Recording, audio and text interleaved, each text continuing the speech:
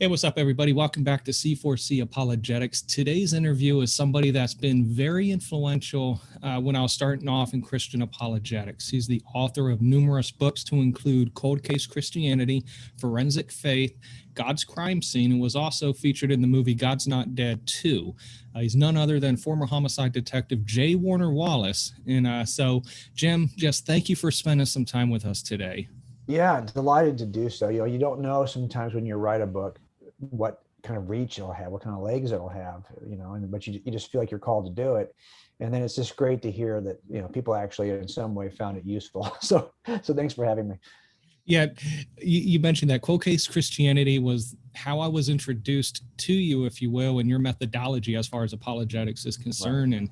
And we spoke about this a little briefly already, but with the new atheist movement and their influence as far as knowing that you can't disprove God's existence, now they're changing it to making God's existence irrational or unreasonable. But your book, Cold Case Christianity, just how you stepped through like a cold case and a homicide, how you can piece together the rationality and reasonableness of what is the most plausible explanation for everything that we see. It was so eye-opening to me. And for anybody that's out there that hasn't read the book yet, I encourage you definitely go get that book and check out your ministry is Cold Case Christianity as well. Is that correct? Yeah, and I always struggle with what the ministry name should be for what you're doing, right? I mean, but that's the name of our first book, so I just kind of it latched on. So you can find us at coldcasechristianity.com. So you were a former homicide detective, is that correct? Right. Yeah, I did that for a number of years, and now I've got a couple of open cases that I tinker with, but for the most part, that's something that I just really don't have a lot of time to invest the kind of hours I used to invest in this. But my son now is in the same profession that I was in before him, that my dad was in before me. So at some point, it wouldn't surprise me if some of these cases that I picked up from, say, 16 years ago, that he might pick up in the future. So hopefully they'll all eventually get done. I have to ask you, is being a homicide detective similar to the first 48 hours? Yes. As a matter of fact, that is the one show. Interesting you should say that, because most of the time people will say, is it similar to CSI or is it similar to any number of kind of scripted? There's a difference between scripted and unscripted, right? So scripted shows are the ones that are kind of fiction that you write out and you have scripts and performers play the roles. And the unscripted shows like Dateline, I've been on a lot of Dateline episodes. Those are, kind of give you a better overview. But the one that does the best job is that show, The First 48, because it really just is a guy with a camera who's trailing detectives trying to solve the murder in the best possible window, which is the first couple of days after it occurs. So it's nothing like the TV show Monk, though, correct? Yeah, it's nothing like Monk. And my daughter used to be a huge fan of Monk, and so I think that she's probably seen every episode. It's a pretty, in some ways, silly, and it kind of reminds me of an old school TV show, like, I don't know, like Columbo or something like that, but yeah, it's pretty good. So it's always fascinated me on The First 48, where they'll just go up to a scene and they won't have anything other than a body, maybe some shell casings. And then they step through whether 48 hours or maybe a couple weeks and they find out who the killer is. And the thing about your book, Cold Case Christianity, is one thing that it really influenced me by is the fact that you take these concepts, but you illustrate it by going through similar incidents like in a cold case. And so you just make it very practical. So I can't stress it enough. Anybody out there that's wanting to learn more about apologetics, definitely get that book. So I titled our interview today, Investigating Christianity. And while I want to ask you like 55 different questions, I gotta limit it because your time's valuable. So before we jump into any of the questions, could you give a little bit about your testimony, how you came to faith in Christ, and what led you into doing what you're doing today? Yeah, well, you know me, I'm always hesitant to discuss my testimony because I honestly don't believe testimonies, this is going to be controversial, I don't believe they matter. I don't think my testimony matters, and I don't think anybody else's matters either. What matters is whether or not system is true, right? How we got there, or why you think it's something. Because trust me, no one's got better testimonies than my friends and family members who are Mormons. I mean, my gosh, at some point they are going to default and back into their testimony because they are taught to do that. And it can often be incredibly powerful. It doesn't make Mormonism true any more than your testimony makes Christianity true. But I think what people mostly mean when they ask me, they just mean like, what got you interested? Why are you here? Basically. And that I can talk about, and I think that makes sense to talk about, as long as I kind of preface it by saying, my personal story is irrelevant. But it was simply that I was interested. I became interested. I was about 35 before I became interested in buying a Bible. It's sitting back on my shelf back here. The first one I ever bought, it was just a pew Bible. My wife was more interested in the role that maybe going to church would play in raising our kids, because when she was a girl, she went to church. So she had a kind of a cultural Catholic upbringing. And so I was more than willing to go. My dad would do this. He'd be happy to go with you as a non-believer, just to make sure that he's doing what his duty is, either as a grandfather or as a father.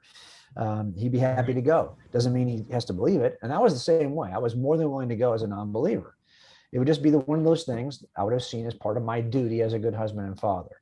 But when I got to that first church, session, meeting, the pastor pitched Jesus in a way that intrigued me, because he said that he was super smart. Basically that he was a person of interest. And I thought, well, if all it was a matter of learning some ancient wisdom, because some of this stuff, if it's vetted through time and it still seems to apply 2,000 years later, it's probably worth picking up. So I was more than happy, the same way you might be interested in the teaching of Baha'u'llah, or the teaching of Buddha, or the teaching that comes in the next fortune cookie. But any of that stuff may have some value to you. Wisdom statements. And I kind of expected that it would be more like a collection of proverbial statements that way. But when I opened the Gospels and read through them, it struck me that in order to get the proverbial statements out, you had to read accounts in which someone is trying to convince me that this thing actually occurred. Like there's a beginning to the story, a middle to the story, an end to the story. Like he's born, and he has a ministry, and he dies on a cross. I mean, this is all sequential, like as if this is locked in history, as if it actually happened. That's very different than, for example, the writings of Baha'u'llah and the Baha'i faith, which are just a set of beautiful proverbial wisdom statements. They're not dependent upon any point in history. So I thought, well, okay, so how do I know that any of this stuff happened? How do I know that the account that's being recorded here is a reliable account? Well, that's something that I did have a skill set in, and I thought, well, could I apply the same principles we apply to cold cases, even when we have a case where the witness was interviewed and now passed away, the interviewer who interviewed the witness has also passed away. So now I've got a supplemental report, and I've got no one I can talk to on the witness side or on the interviewer side. That's like the Gospels. So I thought, okay, I'm just going to apply the same skill set that I had in place and see, because I didn't expect them to pass the test, but I wasn't trying to disprove them though either. I was relatively neutral. I just saw things in the accounts that intrigued me, that I thought were worthy of taking another step. It wouldn't have, I have a friend, I always say that my friend Lee Strobel, who wrote The Case for Christ, his wife Leslie became a believer. And then he was kind of on a mission to prove her wrong. Well, my wife and I did not become believers until we were together for 18 years, and it kind of happened at the same time. It was part of the same process. I wasn't really out to prove Susie wrong, because we didn't own a Bible. We didn't know what it taught. We didn't know anything about it. So it was really, in some ways, a journey for both of us. Wow, that's amazing. And I like you brought it up, like, a lot of people are very familiar with Lee Strobel and his case and being a journalist and set off to do that. But pardon me, sorry about bless that. You. Awesome. But I could see that was coming. I could feel it coming. And I thought, well, how long can I go another 40 minutes without sneezing? Probably not. So. 40 minutes. These are normally 2 hours. No, I'm just kidding. Yeah, exactly. But no, it's like he took his journalistic approaches and interviewed a bunch of people, and you took your homicide detective approach. And I love because it's a way to make it relatable to people. And That's I amazing. actually thought that everyone who did this, everyone who examined the claims of Jesus, must do the same thing I did, right? Because why would you step into this without being certain that it's true? Wouldn't you? I mean, I would never take anyone's. Well, maybe it's just me being raised in this investigative environment, that I would never trust an eyewitness without testing them. Um, Mm. and so why would I That's trust proud. somebody telling me something about this without testing it? I don't know. Yep. And you mentioned you have family or friends that are Mormons. Yeah, so my dad's second wife was became a Mormon or pretty early in the marriage, and they had 6 kids. So I have 6 half brothers and sisters who are all raised LDS. Oh wow. Yeah. We're So about to yeah, interview. I do have a lot of experience. Oh wow. Yeah, I have a lot of Yeah, we're experience with that group, and it's that's why I always compare that idea of testimony, because that's such a powerful um, uh, it's such a powerful notion and a powerful approach from an LDS perspective. It is definitely, especially when they place so much emphasis on the burning in the bosom, and that's how they believe they know that the truth of the LDS Church. Right. Even though you get into fundamental LDS, Right. you get into the mainstream LDS. There's a lot of, but we're not here to talk about LDS. I just found that interesting. So, Sure. but so you Yeah. mentioned the fact of really, Well, I tell you something. I'm going to tell you why yeah. I'll tell you why, Daniel, that actually had a play in this for me, Mhm. because I had it had Mormonism been true, I would have become a Mormon. Mhm. And when I started getting interested in reading scripture, I had family members who brought me a Book of Mormon. Yeah. And so I went out and bought a quad. I've got a quad that has all the, the Book of Mormon, the Pearl of Great Price. It has, Doctrines and Covenants. It has all the standard 4 scriptures, plus the Old and New Testament in the King James. Right. So I had all the, so I actually read through the Book of Mormon before I read the Old Testament. Mm. So I really was interested to see if that was true. But if you apply the same test, and as a matter of fact, that's one of the reasons why it was so important to me to test it, because I had 2 alternative claims about Jesus being presented to me at the same time. And I wasn't sure what to make of either one. And if you don't know anything about scripture, and I think the first Pew Bible I bought was NIV, I think. Can't remember, but if you read through King James, if you were to start like in their New Testament and their quad, and then you continue through to the Book of Mormon, it's written in the King James kind of style. Yep. And so you'll go, wow, okay, well, I can't tell the difference as a guy who's never read any of this scripture before.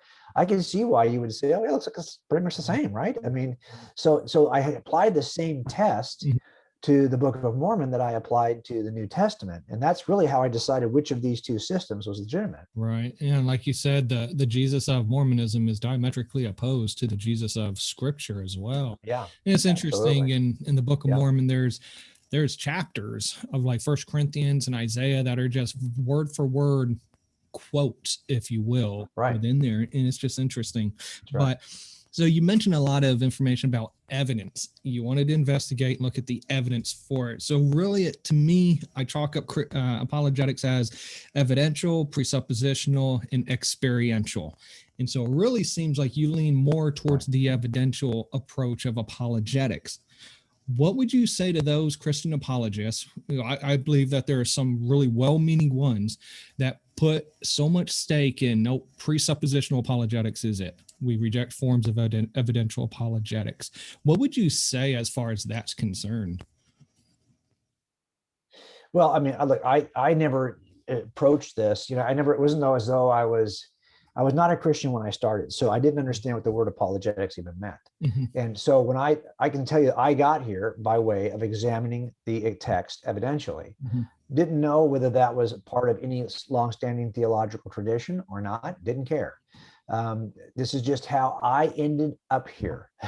So, and that was probably based because that's the nature of my work. This is the kind of work I put together, cumulative circumstantial cases to determine what occurred in the past. So I simply put together the cumulative circumstantial evidential case to see what happened in the past related to Jesus. I didn't know that there was this ongoing debate about apologetics, but I treat these debates the same way I treat ongoing debates about evangelism. Really, I'm not going to spend much more time talking about the thing we ought to be doing. Let's just go do it. So I'm very, very mixed on this view. If you are somebody who's out there sharing the truth about Christianity every day and having success, taking any one of classical, presuppositional, evidential approaches to this, God bless you, keep doing it. It does now, but I would say to you that in the end, it's really hard to move away from an evidential approach, because if we're going to presuppose something, the question is going to be, what is the something we're presupposing? If, for example, we're going to presuppose Christianity is true or that God exists, are we going to do it based on the New Testament in any way?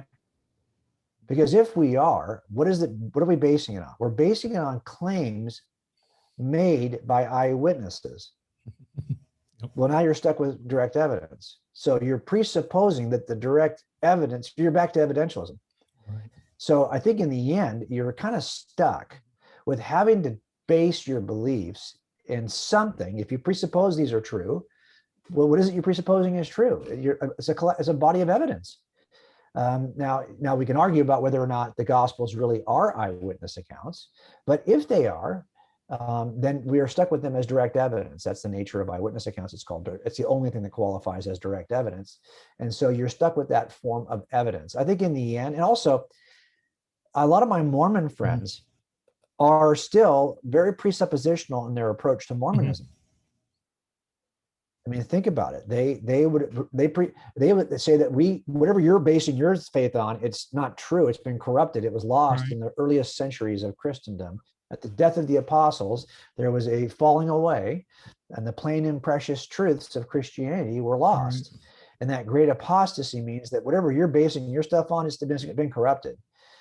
And so again, if we're going to battle with another worldview that takes a rather presuppositional approach to because they cannot take an evidential approach on that side. No, it doesn't go anywhere.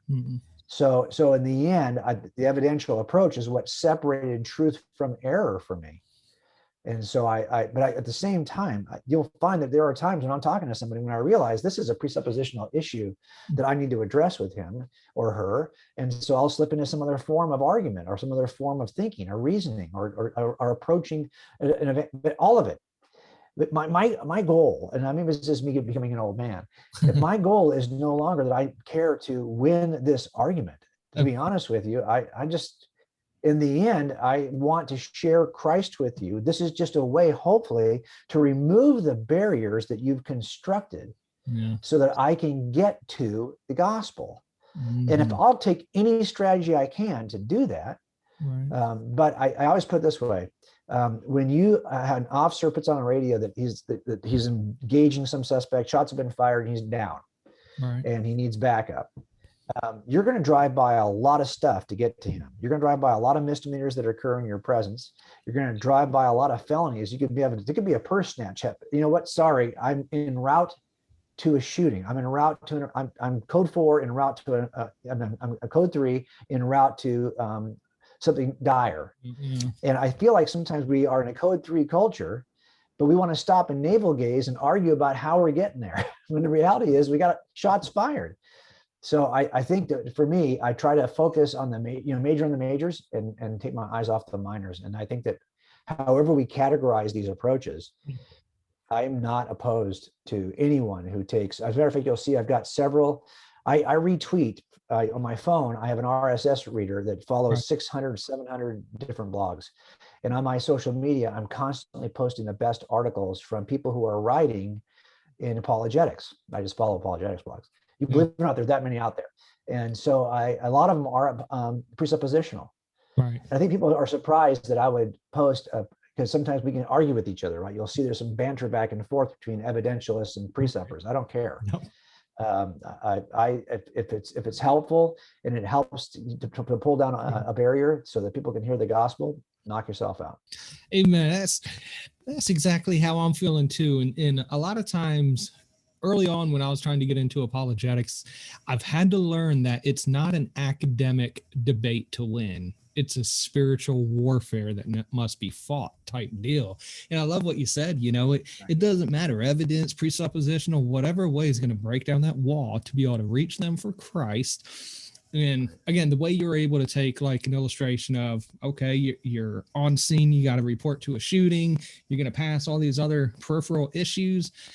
those are just peripheral issues. The main thing is Christ. And who is Christ? And so I love that. Yep. And again, that's just the nature of like quote-case Christianity, how you're able to take spiritual things and make them practical and relatable to us. I love that, Jim. I love that. Well, a lot of it too, I just didn't have a history in the church, you know, where we use language, and I'm in favor of that. I'm in favor of specialized language within disciplines. It's clear, and we have specialized language within Christianity. But I wasn't raised around any of that. So this idea that there were I don't think I read my first apologetics. So as I was examining the scriptures, I was, I guess, doing apologetics in some sense, but I wasn't aware that there were already books out there that probably could have helped me, because I didn't know what the genre was. And this is all pre-internet, you know, so this is pretty early internet. So there was some stuff you could go online to find resources. So for example, I found all the writings of the church fathers online. I printed them all out and put them in a notebook so I could go through the writings of the church fathers. But for the most part, I didn't know about people like Norm Geisler. Oh man, he was writing, you know, years probably before I even started investigating it. Had I known about Norm Geisler's, you know, at least summaries, I could have looked at his bibliographies. I could have probably gone a lot further, a lot faster. I had to kind of do this from scratch. The first apologetics book I read was I think it was probably after I was a Christian. It would have been Mere Christianity, which I thought did an excellent job of putting into words, into prose, some of the things that I was thinking as well. So again, I think a lot of it is, if you don't know, if you're not well churched in that sense, you're just coming at it. Wouldn't have known any other way to express these truths except in the context of my professional work, because that's all I really had to draw on. That's awesome. And another thing about evidential approach, the apostles ended up believing in Christianity because of the evidence of the resurrection, the physical resurrection, that empty tomb. Yeah. And so, this is something I talk about in forensic faith. I mean, we've got a rich evidential history. It's kind of hard to deny. Jesus was an absolute adamant evidentialist. There's no other way around this. He would heal before he would herald, and the healing, that miraculous healing, he would use as the evidential basis for his authority. If you don't believe on me, he said, at least believe on the evidence of these miracles. So I've given you reason to believe. And so when people like John the Baptist have doubts, the first thing they do when they send their disciples to Jesus does not scold the disciples or tell the disciples to go back and tell John he should pray about it. No, he actually reminds the disciples of the miracles he has worked in front of them. The blind can see, and go back and tell John what you just saw. And that's what he does. That's an evidentialist approach, because it's on the basis not of trusting my statement, on the basis of anything other than what you've seen evidentially, which attests to this is why Peter says that Jesus is a man attested to you by miracles. In the first sermon ever given as an evangelistic setting, he argues that you ought to know Jesus is who he said he was because he gave you the evidence of miracles. And that's, to me, was pretty powerful. Even the fact that all of the disciples who became apostles were qualified to be apostles based on their eyewitness status. This is why Matthias is qualified to replace Judas. You know, he's somebody who knew Jesus from the baptism through the resurrection. That was one of the qualifications that Peter had in the upper room in Acts 1. You got to be that guy in order to replace Judas. Well, why? Because as Jesus told Thomas, yeah, you're blessed, but blessed are more those who come to believe. How? Through your testimony, Thomas. You're going to be the direct evidence that they're going to use, because you saw all this, and I want you to see it. Why? Because I'm going to trust that you will testify about this for years to come. That, to me, is very powerful. That's direct evidence. You're stuck with it, no matter how you get around it.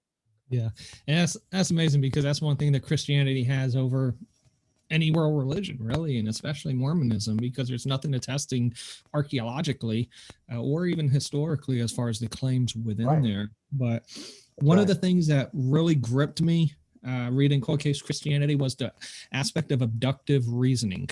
Could you explain that, how you explained it in your book, conceptually as well as practically? What is it, and how does this really point to the existence of God? Yeah, so it's really basically just the idea of inferring to the most reasonable, or inferring the most reasonable conclusion from evidence. It's not hard. We all do it all the time. When your kids come home late and they give you a reason why they're late, you're kind of looking around evidentially to see, does that reason make sense with what I know? Yeah. And so what you do in objective reasoning is you make two lists. You make a list of all the evidence, a list of all the possible explanations. You compare the evidences to the possible explanations. You cross out the explanations that don't work based on the evidence, and you hopefully are left with one that is the best explanation for the evidence. And we all do this in criminal trials. Jurors do this all the time. They're going to get one story from one side, another story from the other, a bunch of evidence in between. And then the question is, which of these two stories best fits the evidence you've seen? But we do this every day. We do this when we try to figure out, what was it the other day? I was with my wife, and we found something on the driveway, and we're like looking at, okay, well, how do we explain this based on the evidence in the driveway? So I think a lot of the time it's so natural to us, we don't even think about it systemically. But you can take this approach to determine things in your future. If you ever encounter a question about something, well, make two lists. Make a list of all the evidence. And I did that with the resurrection. Like, what would I say that I believed as an atheist? Someone's done a better job of making this list. Is Gary Habermas. He's made a list of what he calls the minimal facts list. He kind of says, hey, these are the minimal facts that 80% of a biblical scholars, regardless of where you fall on the spectrum of liberal to conservative scholar. When I say liberal to conservative, I mean, are you a believer? Are you a skeptic? But you can still be a scholar and be a skeptic. Looking at all of those scholars, there's like a core set of beliefs that the vast majority believe about the resurrection, even if they deny it. Mm-hmm. So some of those things I read through, but to be honest, for me, it was a much shorter list. As an atheist, I would have said, yeah, I'm not a Jesus myther. I believe Jesus probably lived. That's reasonable given the evidence, no problem. I think he died on a cross and was buried, but that doesn't mean that Christianity is true. The fact that Jesus lived does not mean that Christianity is true. And then there were people who said he saw him alive afterwards, and the tomb was empty, because you could certainly end this in the first century by either getting the body of Jesus, or getting these folks to recant. Those things apparently never happened. So what? I can explain these things in a number of ways. I just made a list of all the things that, as a skeptic, I would have accepted about the Jesus story. And then I made a list of all the ways you might explain those. Well, how do I explain an empty tomb? Well, maybe somebody stole the body. How do I explain these accounts? Well, maybe they lied. Maybe they are delusional. Maybe, there's a number of ways to explain this. Turns out there's like 6 or 7 ways to explain it that aren't even Christian, that would basically try to seek to explain, maybe there's an imposter. Maybe one person was influenced and influenced the rest. I mean, maybe he never really died on the cross. He just looked like he was dead. I mean, there's a lot of ways you could explain the basic facts that I even would have accepted as an atheist. And of course, there is the Christian explanation, that it just happened the way it's recorded in the Gospels. So I just needed to know, I needed to take the time to see if one of my previously held explanations adequately explained the evidence. And I try to do this a little bit in the book, where we're just talking about, okay, here's why I abandoned explanation 1. This doesn't work. Here's why I abandoned explanation 2. This doesn't work. Now, when I got to the Christian explanation, I would have previously abandoned it as well, because it requires a miraculous resurrection, which I was inclined to reject out of hand. But the reason why I was going to reject it out of hand was not because I thought it's not evident. But I rejected anything supernatural. So if you're going to say to me, in order for this explanation to be the legitimate explanation, it requires something supernatural, a resurrection, that's why I would say, no, I don't include it supernatural. I don't do that. I mean, that's not history. That's mythology. It's a different genre. I'm not going to include supernatural things. But that is where I had to check myself. Because why am I rejecting the supernatural? Right? So I'm somebody, I say this all the time, I'm somebody who believes that the entire universe leapt into existence. All space, time, and matter leapt into existence from nothing. I believe that. That's Big Bang cosmology. That's what the science demonstrates. We're not in an eternally old universe. We're in a finite universe that had a beginning. Yep. And you can make that case any number of ways through a number of different disciplines, both scientific and philosophical. Mm. And so the fact that we're in a limited universe that has a beginning, the question is, well, how did it begin? Things that have beginnings require beginners. Now, that beginner can be very naturalistic, but here's the problem. There is no space, time, or matter before the universe began to exist. This is made evidentially from science. In other words, it's not like you have a spatial void. No, that's something. That there's no space before space. So that means we're talking about true nothing. No space, no time, no matter. It's not like you have this multiverse generator in which you have energy popping in it. No, there's none of that. It's true nothing. This is what the science demonstrates. Now, what I see people try to do now is to redefine nothing. Well, no, nothing could be spatial. No, space is something. So you were talking about the science says there's no space before space. So that begins at the beginning of the universe. So the question is, what do we know that has the power to create a universe, but is itself outside of space, time, and matter? You start to get really scarily close to, well, one thing for sure, we call nature, naturalism, Yeah. the stuff of space, time, and matter impacted by physics and chemistry. We are outside of nature. We're extra biblical, or extra natural, or supernatural. We're outside of nature. Right. So if you're already somebody like me who accepts that, I accepted there was a cause outside of space, time, and matter. What am I arguing about? I call everything on the new pages, on the pages of the New Testament, that's all small potato miracles compared to everything from nothing. Yep. So if there's a being out there that could do it, to create everything from nothing, then the biggest miracle on the pages of Scripture is Genesis 1. It's not anything in Luke or Mark or Matthew or John. Yep, exactly. And that kind of opened the door to me. Yeah, but I think Lawrence Krauss is really famous for trying to explain what nothing is. And even to today, we really don't have a concept of nothing, because we even still have particles and elementary particles all around us all the time. And so even a vacuum isn't necessarily nothing, Right. as some of those naturalists would like to posit. But definitely love that. Part of the book in Cold Case Christianity, you mentioned about the eyewitness accounts of the Gospels. Now, we know that Luke really, I believe it was around the city of Troas when Paul was on his mission trips. That's really when he joined Paul. But as far as Matthew, Mark, and John, what evidence, how could you see clearly that these are in fact eyewitness accounts to the resurrection of Christ? Well, what we have with, so Matthew and John are the two accounts that bear the names of apostles that we know were with Jesus, but those could be falsely attributed. That's going to be the argument from skeptics. Those weren't really mentioned. Matthew does not mention he's the author anywhere in the Gospel of Matthew. John doesn't mention his name anywhere. So I don't care who wrote those. I don't care if it was the apostle John or the elder John. It doesn't matter to me. The question is, was whatever John who wrote that thing, do we have good reason to believe it's an eyewitness account? And you'll see things in there. You'll see, for example, the writer of John. You can test this any number of ways. Number one, you can ask, is it geographically accurate? Is it sociologically accurate? Do we have good reason to believe? Is it linguistically accurate? Do we have good reason to believe that it mentions things that would only be known to people who could actually have seen these things at a certain time frame?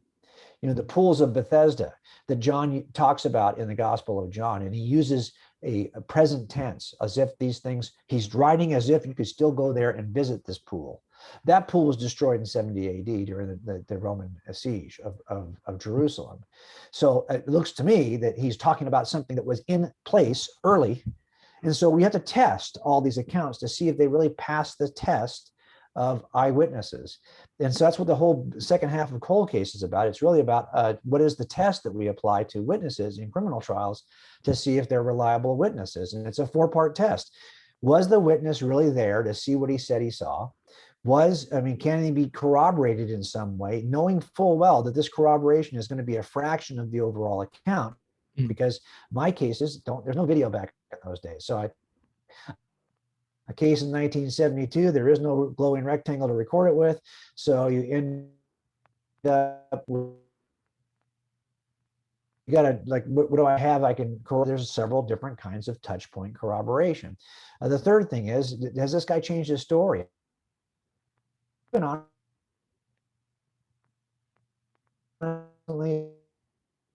some bias, motives,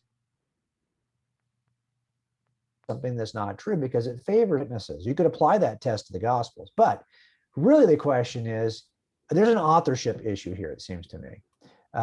We know that the earliest church fathers who write about the Gospel of Mark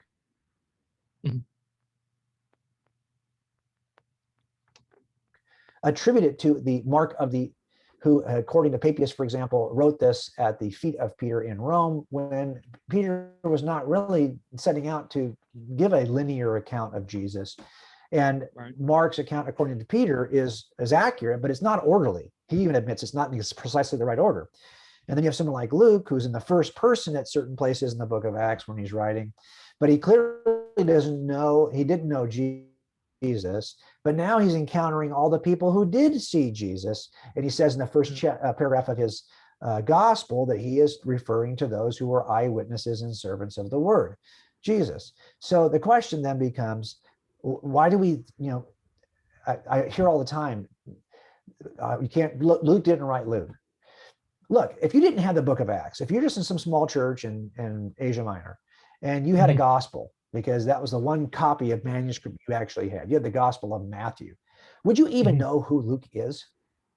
If all you had was the gospel of Luke, would you even know who Luke is? If all you had was the gospel of Luke, would you know who Mark is? So if you had Luke and Mark, you'd have two gospels. Why would you consider them authoritative when there's nothing in Luke or Mark that says that Luke or Mark were even part of this group? You wouldn't know that unless you had the book of Acts. I mean, if you're going to attribute that, even the Gnostics who wrote lies about Jesus were smart enough to attribute their lies to the disciples in some name or other. It's the gospel of Philip. It's the gospel of Mary Magdalene. It's the gospel of, they're trying to give names to these things to legitimize them. Well, it seems to me if you're going to lie about who wrote Luke and who wrote Mark, you should lie better, because those lies aren't even attached to people that you would necessarily know make it the gospel of I don't know, Nathaniel. Give it a name of somebody who at least appears somewhere in the story. So I just don't know why we would think that. It appears that history will tell us, and by the way, there's no manuscript evidence to argue for other authorship. It's not as though we have an ancient manuscript that reads word for word like Mark, only it's called Julie. It's the Gospel of Julie. No, there's nothing like that. The earliest manuscripts we have bear the names of what we have today. And the earliest authorities we have in the church attribute those Gospels to the people we have today. So what, on the basis of, I don't know why we're doing that. We're doing that typically, and by the way, people will say, well, scholarly authorities, 1500 years? Or are you talking about scholars in the last 3 or 4 centuries? Because you'll see that if you look at all the scholarship, biblical scholarship, prior to, say, the German movement of scholars, most of which were skeptical, you'll have an entirely different, does it surprise you that in a post-Enlightenment world that wants to move away from Christianity, you find scholars who are going to deny or doubt or cast shadows on every single claim of the New Testament? That doesn't surprise me. So if we're going to look at like the historic 2,000 years worth of biblical scholars and say, what's the average? What percentage actually believe in them? They would say, no, those don't count. The only ones that count are the ones in the last 200 years, apparently. But the reality of it is that brings to the different set of conditions. I always say it this way. These scholars are drawing inferences from the facts on the pages. So fine, listen to what they say, at least take into consideration, but don't you accept their inference. You go back to the facts on the pages and see if that makes sense to you. And we tell this in jury trials all the time. My scholar, my expert's going to say one thing about this DNA evidence. His scholar is going to say something totally different about the DNA evidence. But guess what? You don't have to accept either one of these guys. All you have to do is go back to the DNA evidence and see, based on the larger case, what the best inference is. You don't have to accept any particular expert. Exactly. These were more noble than those in Thessalonica. Why? Because they studied them things out to see whether they be so. Acts 17:11, Bereans. Right. They went back to the source. Exactly. And it was up to me. I'd have a gospel of Bart. Bartholomew's always left off. You mentioned the gospel of Julie, but I'm just thinking about gospel of Bart. Yeah. But this is a question. I know, right? I mean, yeah. This is a question that is kind of to my heart, if you will, but it's a tough one that, as an apologist, to me, it's difficult to answer. And sometimes as an apologist, we just really don't understand the answer. We have finite minds with an infinite God. But the fact, if God's omniscient, And God knows every decision that somebody's going to make, and God knows who will and who will not accept him. Why, in God's omniscience, does God still create people whom he knows wouldn't receive his gospel message? Or do you believe in the middle knowledge view like William Lane Craig? I think, I mean, I'm open to that potential possibility, this idea that God would know every decision you might make in any given situation. Therefore, if he knows in advance that even if he sent a missionary in that given situation, you would not accept what the missionary said, then he's not going to send a missionary, because he knows the potential outcome of every possible choice you might make in every possible situation. Okay, well, there's probably, we can mine that out. I have good friends who are take that position and very strongly. But I think that part of it is, and a simpler probably answer is what you said, is that why would God create people who, people, that there it is. Because God's not creating robots. He's creating people. Oh, that's nastier. That's a little bit dirtier in the sense that, it'd be much easier to create a technological robot that would simply respond the same way every time this data is input. He's programmed to do this. This phone is programmed. If I push this button, it'll always trigger that functional response. And that's not a person, though. That's technology. Right. If I had robots that were already determined to do what I wanted them to do, love me, I could create a bunch of robots in my house and they would constantly adore me night and day. They always say nice things to me, none of which would be very satisfying, right? Because none of which would really be true. They just are programmed to say this. Right. It's like I have this button, a little head pops up, you're the best, and pops back down again. Okay, does that really make me think I'm genuinely being appreciated by this thing? No, this thing can't unappreciate me. All this thing is programmed to do is appreciate me. So it's meaningless. If everyone appreciates you, no one appreciates you, okay? So there's the problem, is that if God is in the business of creating people, he has a dilemma, not a dilemma, it's just a logical reality that you cannot create free agency in which choices are meaningful, in which I have the ability to persuade you. I cannot persuade you if you cannot make free choices based on my persuasion. I can't even reason with you. Unless we are free will agents, then reason is useless, because reason is you listening and saying freely that of these two options, this one is most reasonable. You can freely choose it.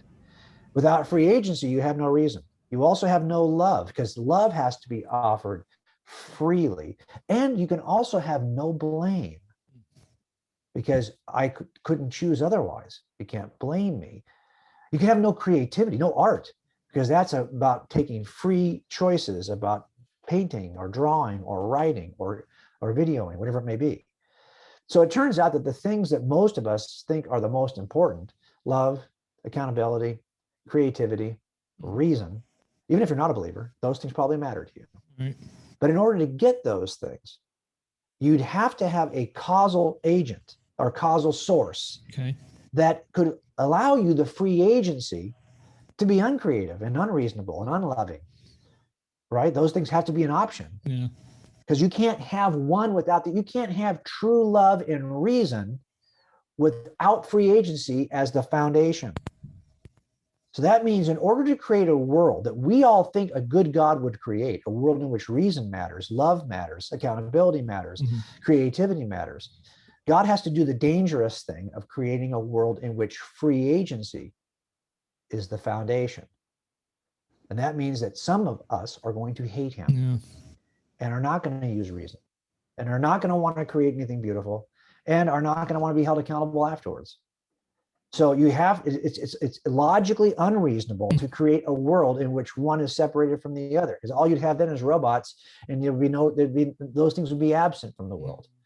So I think because God wants to create people, he's created them in the way that a loving God would create them, with the freedom to not love him at all. And like the late Ravi Zacharias said, the ultimate ethic is love. And without volition, free will, there can be no love. Like you're saying, it's all predetermined. You're all just robots, and there's no different from the naturalist argument of dancing to the chemicals of our brain. So, well, this is the thing. Of these two possible sources for the universe, only one Now, look, there's a mystery, and there's a lot of us who, as theologians, would say, well, there's that God is as determined in his choices as physics are. But look, physics have no option. Physics, if everything in the universe is governed by physics and chemistry, physics cannot say, I'm going to allow you this choice now. All physics can do is once one neuron fires in your brain, it causes the requisite thought. And it's not a matter of free agency because physics overrun everything. But a free agent God could say, yeah, I can control all this right now, but I'm going to let go because I love this person. I'm going to allow. Now, how does that actually work theologically? Look, we can banter the back and forth on that. That's another argument for the ages. But there is no counter example in physics. Physics, if it's true, if we're in a universe governed by physics, we are in a deterministic, physicalistic universe in which there is no free agency. Everything was determined from the beginning of the universe. One domino led to this one right now. I was determined in advance to say this, given my brain chemistry and what's been firing in my brain for the last 59 years. This is all determined physically. So only one of these two options, it seems to me, even gives us the ability, the freedom. It would be a God who could control it all, but unlike physics, is a free mind that can say, I'm not going to. Right. And so I think that those two choices and how you parse that out, that like let that be an argument for theologians, but you cannot parse it out on the atheist side. Right. I like how you separated the two between naturalism and supernaturalism, and the fact that only one really holds the key to answering these questions. Otherwise, we're all just deterministic or fatalists in essence. But right. One of the questions that I entertain kind of frequently is the fact of miracles. And so it seems like in the Old Testament, there's just miracle after miracle, whether it's the Red Sea, the 10 plagues, whatever the case is, water from the rock type deal. A lot of people would say that miracles don't happen as frequently anymore. What would you say about that? Do you believe miracles happen as frequently? What was the purpose of miracles? What would you say? Well, okay, I think that I never believed that miracles happen frequently, even in the Old Testament. Mm-hmm. And I think if you look at the scriptures and you were to actually take the historical chronology, like just take a timeline that starts off as far back in the past as you want, and then stretch it out all the way to where we are today. And then you placed on that timeline, starting in Genesis, going through all the Pentateuch, going through Kings, going through all of that, where do you see miracles occurring in the historical timeline of the Old Testament and New Testament? What you're going to discover is that they're all bunched up. Like, you know, if that's a long, let's say your timeline 4 feet long, it wouldn't be like every, quarter inch, there'd be a miracle all the way through. Ding, ding, ding, ding, ding, ding, ding, ding, ding. Wow, look how much activity there is in the Bible, but there's no activity today. Well, actually, you'll see that they are bunched up around 4 primary people: Moses, Elijah, Elisha, and Jesus. Mm-hmm. Isn't that interesting? There's a lot of gaps, a lot of biblical history in which nothing miraculous really happens. Mm-hmm. That to me is interesting, right? So like, why does that happen? But I mean, the lion's share of miracles are bunched up around those 4 historical figures. And so like, what is that about? Well, I do think it is about that miracles attest to the messenger. And so Moses was attested by miracles. Elijah, Elisha were attested by miracles. Peter says that Jesus was attested by miracles. Miracles authenticate, verify the messenger. And I do think that God is completely capable of and is constantly involved in his creation even today. I'm not a deist. Yeah. I think that the fact that we are continuing to breathe, that my body retains a certain body heat, that this is all evidence of an interactive God who is providing for us even as we speak. Okay, that's my view. And I do think that God can work miraculously. I'm not a cessationist. I don't believe that the miracles have ceased. At the closure of the New Testament. But I do think that we have to test everything, right? Because a lot of crazy, silly stuff has been done. Even in the pages there were magicians in the New Testament that were recorded as well and challenged whether or not their acts were from God. We ought to be doing that even today. But I don't expect the frequency of miracles, because as I see the biblical record, they're not all that frequent. They are bunched up in those epic persons who came and were attested by miracles. So I expect that if I started to see somebody was able to to do the kinds of miracles we see on the pages of the New Testament, I'd be wondering if God is getting ready to attest another voice in the history of humanity. I don't expect to see that voice until the return of Jesus. So I think that for the most part, I don't believe that miracles are all that frequent, but I'm not opposed to the idea that God is still God and can do what God does, which is interact in his creation. Well, there is a couple of occasions where witness the medical healings, if you will, that doctors couldn't even explain. People that are close to me, it's just fascinating. I don't believe God has stopped his miracle work. But like you said, and I love how you just jumped right on it right away, is the fact that people believe that you have all these miracles in the Old Testament that happen. So, but no, like you said, most of them are just bunched up together. And the fact that when you look at the span of history, that in the Old Testament, they weren't that frequent. You know, if you take a 6,000 year old earth and you're looking at, you have about 4,000 or 5,000 years before Christ came, you don't have a lot of miracles. They're all central, like you said, around Moses, around Elijah, Elisha, and then even Paul. Paul mentions in the book of Corinthians that signs of an apostle were worked among you, because in a day when there is gospels, false gospels going out, like you said, what's the test of the validity of the message? And it's going to be the apostolic miracles that were happening at the day as well. So I love that. So, well, let me just say one more kind of controversial thing in the modern church.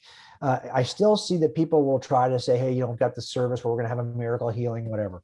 Look, if you wanted to really take out, this is going to be controversial, if you wanted to really take out any misbehavior in any profession, you have to take out the three things that drive misbehavior. I talk about it in cold case, the three things that drive any lie are the same three things that drive any murder. But they're also the same three things that make a pastor vulnerable to falling. And we saw this even like, we just talked about Ravi Zacharias. Let's be honest. There's nobody outside the temptation of these three things. And it's discussed. I've discovered this just by working cold cases, but it's pretty clear. My light, you can tell one of my lights just went on this side, so I'm getting too dark in here. I'll turn this up a little brighter. But you'll see this is even true, right, on the pages of Scripture. And I just didn't know the pages of Scripture well enough to know that this was there. But it's in First John, and it comes down to greed, financial greed, sexual lust, and the pursuit of power. So I know that if we see a miracle, the first thing I'm going to ask is the person who's claiming to perform this miracle publicly, are they benefiting in some way from money, sex, or power? And in an age in which everyone's media platform is so important, right? Then it may just be that is the thing that I'm going to be looking at, right? Because if I could do this, it's all about, am I asking you for money? Is this going to increase my ability to ask you for money? Am I have a scandalous life that's hidden on the side that you don't even know about, that this is feeding? Look, you take all those things out. I'll give you an example. If you wanted to reform politics, well, pretty simple. You got to take out the sex, money, and power. Here's how you do it. No one ever gets paid for political office, or you get paid whatever you were being paid before. You get your salary covered for the 4 years you're serving. That's it. Nothing more. And there's a cap. You can only be powerful for those 4 years. And the minute there's any sexual impropriety, you're done. And you got to pay back all the money. Look, you just take those three things out, and you'll see that for the most part, people will operate in a way that's honorable. And that's why when I see miracles, even today, when I'll see televangelists or people who will be, claiming something happened miraculously, then I want to know, is there anything to gain in sex, money, or power? Because if there is, then I'm probably going to be suspicious. No, that's definitely true. I know the poster child would happen to be at least Benny Hinn, but I don't know if you're familiar with, I think it's his nephew, Costi Hinn. I like what he has to say a lot about it, because he was right there in the middle of it. But moving on from there, I just got like two other questions left. Sure. So as an apologist, and as somebody that has a son that's about to go to college this coming fall, we see typically children that are raised up in the church leaving the church once they go to college, become a young adult. They're just leaving in droves. What do you believe is the cause, and how do we remedy that? Okay, a couple of things have now kind of taken form in terms of names that we've kind of given to these worldview issues. First of all, Be encouraged, brother, because for the most part, this happens for those who do leave the church when they're polled, let's say as sophomores in college, and then, you used to go to church when you were a kid, right? Yeah. Are you going to church now? No. Do you believe this stuff anymore? No, I don't believe it. So you'll see that, there are lots of folks who are in church, in college, in their college years, who will report that they are no longer believers. But if you took the time to ask them, when did you decide it wasn't true? It didn't happen in college. It happened between the 8th and 10th grade. Somewhere, depending on the survey, and I've collected all these surveys, between the ages of 10 and 17. Now, they may not have told us. They kind of continue to hang out with us and to go through the motions with us, but they've been gone for years.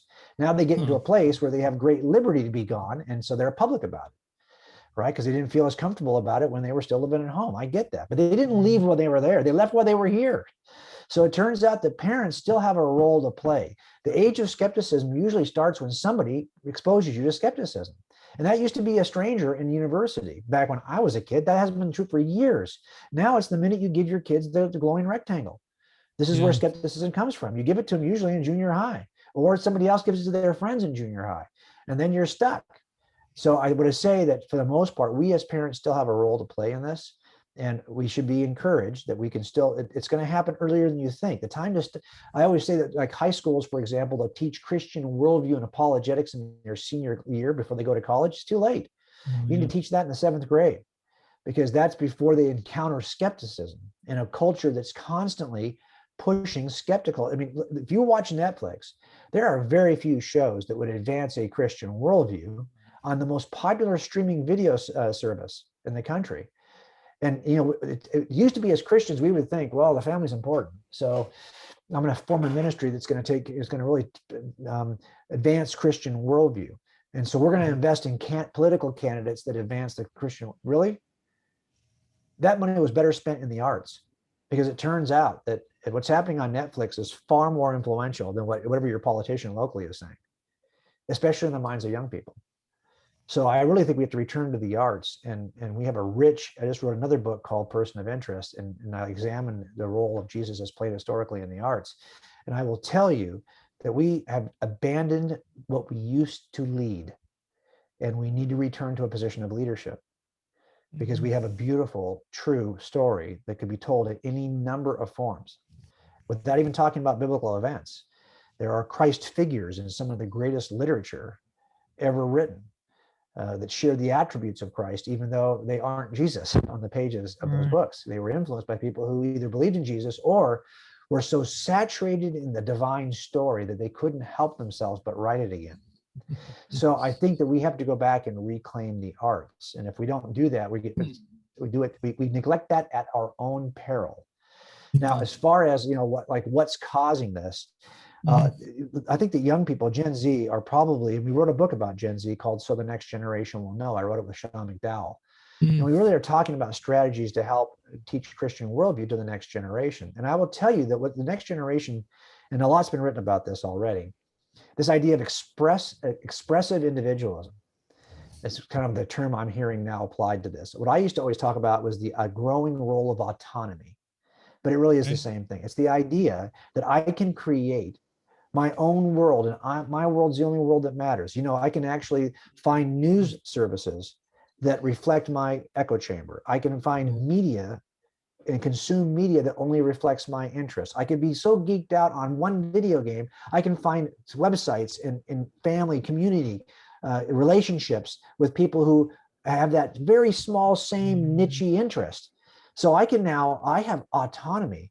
I have the power to create a world of my own. And we've only amplified that with technology.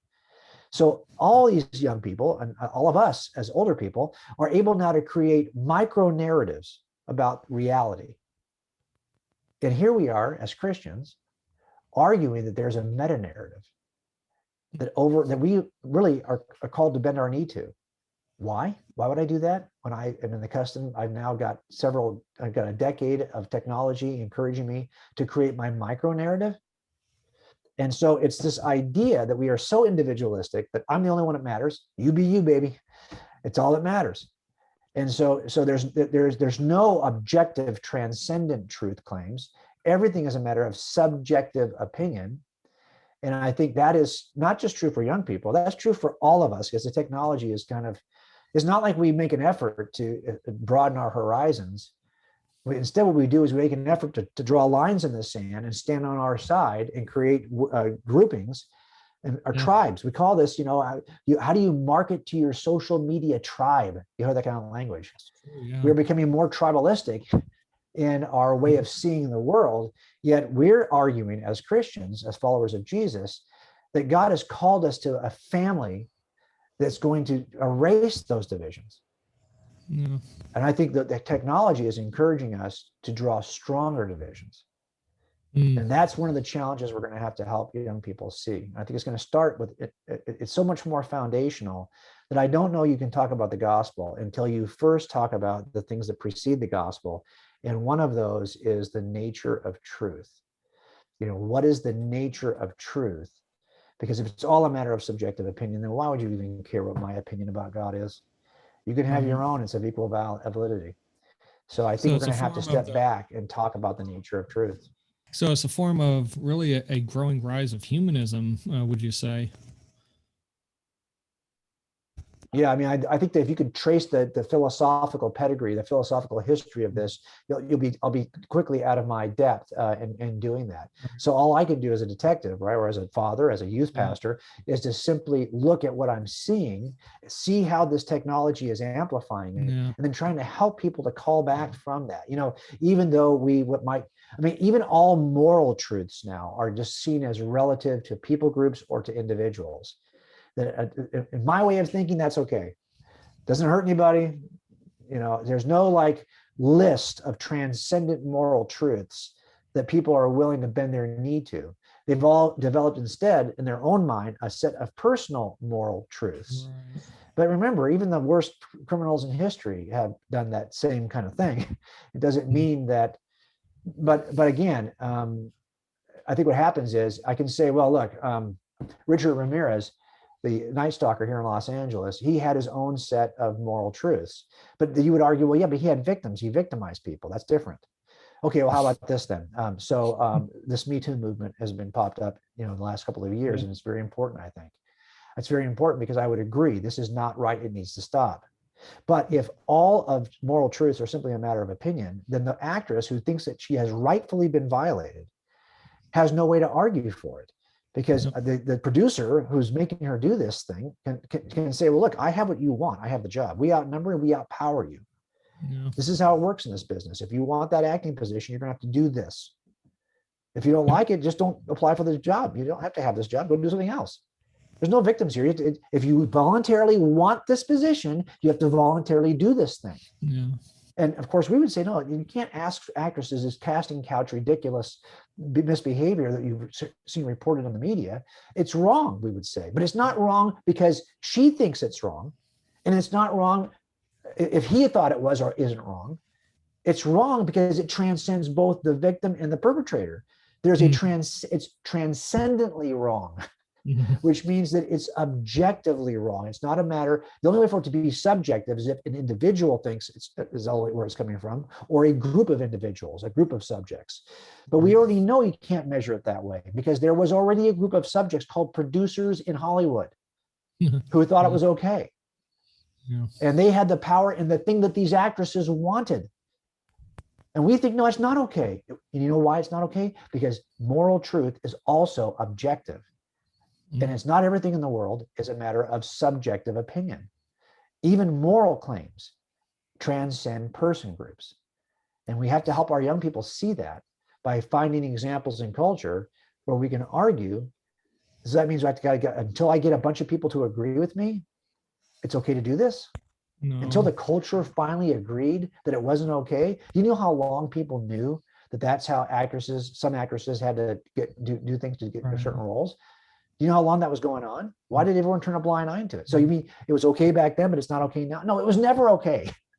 It was never okay because it's objectively evil. Mm-hmm. But if there are no objective claims, if everything's a matter of opinion, then there's nothing that's objectively evil. And that means that the tide could change. Yeah. Culture could eventually say it's okay. And then you'll have no way to argue against it. You're totally right. I like what Frank Turek mentions as far as the moral law argument, if you will, and the fact that you don't have to tell somebody that it's wrong or immoral to torture an innocent baby for fun. I mean, that's pretty. But the other thing I look at as well is just the fact of really, if we can find one transcendent, one objective truth or morality, then naturalism cannot explain it. And the fact that it doesn't matter if you go to the remotest part in Africa or in Asia, everybody has an intrinsic desire to worship something, whether it's an animal, whether it's the sun, whether it's God, whatever. There's an intrinsic burning desire to worship. And naturalism, just at least for me, cannot explain why does everybody have that. Then you got the worldview questions. Why am I here? Where do I come from? Where am I going type deal. So but I love what you said as far as that. I didn't really think about the arts aspect. I always look at it like these kids aren't getting answers to the questions. And so they're seeking answers from these secular philosophers and professors that sound good. But so the last a lot of this is they are watching. Yeah, go ahead. No, I'm sorry. Go ahead. What were you saying about watching? Well, a lot of it so that they're watching fictional characters they're in persuasive movies and persuasive narratives that they are empathetic toward. And those characters are being portrayed, like there's not much time you're in a real setting in life where there's a certain kind of music playing in the background to amplify what you just said, but in the arts there always is. And so you can make something seem quite endearing that is not really even true. And if that's where we're shaping our opinions, our moral opinions, well, then you can see why this goes sideways pretty quick. Yeah. The last question I have for you, and it's really one that I have a few friends of mine that have unbelieving parents. Now they're devout Christians. They're actively serving in their local church, but witnessing to their mother or their father. Their parents believe, intellect reveals the fact that we don't need to believe in God, yada, yada, yada. What type of words of encouragement or wisdom would you give for these people that are trying to witness to their parents, but they're just remaining atheistic and sort of hard? Yeah, it is difficult, right? Because I've got an unbelieving parent. So I know what that feels like. And a lot of it is because if you think about it, you've been raised as the one who your parents taught. And so there's it's so hard to, you might have an easier time of persuasion with a complete stranger than you would somebody in your own family, right? Somebody who's known you your entire life, who knows every way you messed up, knows every little wart and pimple of your life. Those folks know, and also these are your parents. There's an authority issue when it's your parent, right? It's like I went to my dad for advice. My dad's not coming to me for advice. So what I had to do, at least initially, what we need to do is we need to do two things with people like that. You need to pray and model Christ. Pray and model Christ. That's the strategy for anyone you see that it seems like no matter what I say, it's falling on deaf ears. Okay, well, I've said all that stuff to my dad. He knows what the gospel is. He's heard me talk about it 1,000 times. My saying it another time next time I see him is not going to be as any more persuasive probably than the last time. But I can do this. The only person who can move my dad from a point of hard skepticism to a softened heart that might listen to this, even to what he remembers I said to him earlier, is God. I don't have the power divinely to soften his will, to soften my dad's will. That's something that only God can do. So am I going to continue to act like I have that power when only God has that power? I need to ask God to do the thing that I know I can't do. Along the way, I have to not add offense to an already offensive gospel. So I'm trying my best to model for him. Also, though, I'm also trying to model other things. So for example, my dad's a detective before me. I wanted to out-detective my detective father. If for no other reason, then I hoped that then when I had an opinion on something, or I brought out an inference on something, I'm not even talking about religion now, or about Jesus. I'm talking about just about anything. He would know that I'm somebody who does my homework, and he might be more persuaded by this, right? So for example, I bought a model of car, and he came out to visit. He's several states away from me. And the next thing I know, he calls me and says he bought the same model. I thought, oh, interesting. Right? So apparently he trusted my selection of this model of car. And he thought, well, if it's good enough for Jim, it's to be good enough for me. So a part of this is because for years I have tried to model something reasonable to him. Yeah. I'm not hysterical in my approach with him because I know that would never persuade him. But I'm not hysterical about anything to that regard, because I know if I'm crazy over in this one area, that I try to talk reasonably over in this area, he's going to go, well, he's crazy over there. Why is he not crazy over here? Yeah. So I'm trying to model for him two things. Number one, a reasonable life that is well lived. And two, and this is where I'm going to fail, of course, is the nature of Jesus as well as I can for my dad to see, so that I don't add offense. Like, we've all known Christians who I've said, like, I've known Christians who are pretty mean. Yeah. We had one I worked with that was so mean-spirited so regularly that one of the guys who's an atheist said, well, there cannot be, you can't believe there's in God or a heaven, because if there's a heaven, that dude's going to be there. That would be hell for all the rest of us. So there can't be a heaven because of that guy. Right. And I thought, wow. So that's how the atheist saw the kind of mean-spirited Christian. I can't be that guy. Obviously, you're probably not being that guy in front of your parents. Right. But my point is, you have to model something that opens the door. And then you have to find opportunities. And I think as our parents age, if nothing else, probably transcendent questions are gonna rise. Not that they're going to ask about God, but they're going to ask about the meaning of life and whether they lived a good one, and if there anything coming after this one. And there'll be opportunities to talk about what is true. I never, though, would ever talk about those things in front of my dad unless I could make a case for them, because my dad's smart and he's a cop and he's a detective. And I knew when I would make these kinds of cases, I could not just make them on the base. By the way, remember, he's also surrounded by a wife and 6 children who are LDS. Oh yeah. And he doesn't think that's reasonable. No. So he's like, is this just in the same category? Is this just another form of stupid? That's what he's thinking. No. So I want to make sure I'm not presenting this as another form of stupid. Make sense? No, it definitely does, man. Definitely some wise words. And yeah, specifically with your family, there is definite uniqueness involved, especially with much of your family in the LDS church. And so definitely we'll keep praying for that situation over there. And yeah, thanks. I appreciate that. I know I'm going to pass this on to my friends that have situations similar to yours. So that's pretty much all the questions that I have. Like I said, I can ask you a bunch more, but I know you're a busy man. You got stuff to do. Is there anything else you'd like to just say as we close this interview? Well, thanks for having. I think what's so important is what you're doing. If we don't, I mean, the number of pastors who are probably even interested in deep diving into the evidence for why this is true so they can pass it on to their congregation. Sadly, I'm not too sure that's a majority. It's probably a pretty small minority of pastors. And I just know this anecdote. I don't have any data on this, but as I kind of speak around the country, what I see is that people will say, yeah, I wish that we talked about this in our church.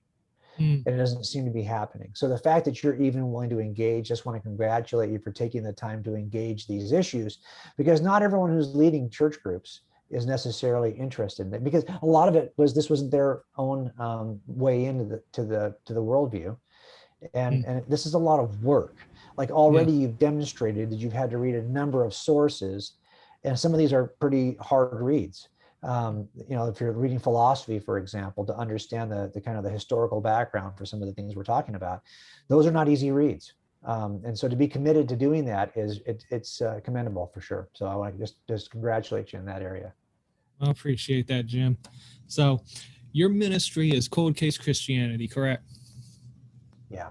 All right. So go ahead out there. Find me at coldcasechristianity.com. And you Cold Case Christianity videos out there. You got other people that speak as well. So Jim, I appreciate your time. Like I said, we'll be praying for your ministry. Like I said, still praying for your family and just everything else like that. Thanks, brother. For those of you still I appreciate it. Sticking around, thanks for checking us out. Leave me notes in the comments below if you have any other insights for future interviews. But until next time, God bless.